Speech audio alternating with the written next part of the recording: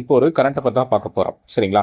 ஜெகதீப் தங்கர் அப்படிங்கிறவரு நம்மளோட குடியரசு துணைத் தலைவரா இருந்திருப்பாரு. இவர் எத்தனாவது துணை குடியரசுத் தலைவர் அப்படின்னு சொல்லி பார்த்தோம் அப்படின்னா 14வது துணை குடியரசுத் தலைவரா இருந்திருப்பாரு. எப்ப இருந்து எப்போ வரைக்கும்னா 2002ல இருந்து 2025 வரைக்கும் இருந்திருப்பாரு. இப்ப இவர் அவருடைய ராஜினாமா கடிதத்தை குடியரசுத் தலைவர் அவர்கள்ட்ட கொடுத்திருக்காங்க.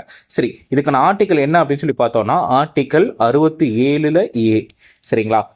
இவர் இதுக்கு முன்னாடி என்ன பணியெல்லாம் மேற்கொண்டாரு அப்படிங்கிறது ரொம்ப முக்கியம். இவர் ராஜஸ்தான் மாநிலத்துல வழக்கறிஞராகவும் அரசியல்வாதியாகவும் இருந்திருக்காரு.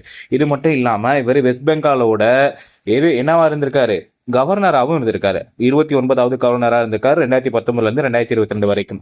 இது மட்டும் இல்லாம சந்திரசேகரோட அமைச்சரவையில ராஜஸ்தான் சட்டமன்றத்துக்கு தேர்ந்தெடுக்கப்பட்ட சட்டப்பேரவை உறுப்பினராகவும் இருந்திருக்காரு.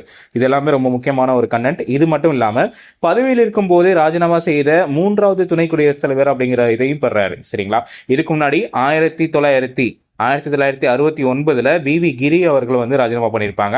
அது மட்டும் இல்லாம 1987 ஆர் வெங்கட்ராமன் அவரும் குடியரசுத் தலைவரோட பதவி வந்திருப்பார். துணைத் தலைவரோட தேர்தல் நடத்துறது யார் அப்படின்னா தேர்தல் ஆணையம் தான் நடத்தும். வாக்காளர்கள் யார் அப்படின்னா 543 பேர் மக்களவை உறுப்பினர்களும் 245 மாநிலங்களவை உறுப்பினர்களும் இதுக்காக வாக்களிப்பாங்க. இது மட்டும் இல்லாம இதுக்கான பதவிக்கான காலம் அப்படின்னா 5 வருடங்கள். இதை பத்தின ஆர்டிகல் சொல்றது துணை குடியரசுத் தலைவரோட ஆர்டிகல் பத்தி சொல்றா. இது என்ன அப்படின்னு சொல்லி பார்த்தோம். விதிகள் என்ன அப்படின்னா 63 இருந்து 71 வரைக்கும் இருக்கும். 63 தான் ஒரு துணை குடியரசுத் தலைவர் அப்படிங்கிறவர் இந்தியாவுக்கு தேவை அப்படின்னு சொல்லுவாங்க. இவர் மாநிலங்களவைக்கும் தலைவராக இருப்பார் அப்படின்னு சொல்லியிருப்போம். இது எதனால அப்படின்னா துணை குடியரசுத் தலைவர் தான் மாநிலங்களவைக்கு பதவி வழி தலைவராக இருப்பார், எக்ஸ் அஃபிஷியாவாக இருப்பார் அப்படின்றது ஸ்டேட்மெண்ட். தேங்க்யூ.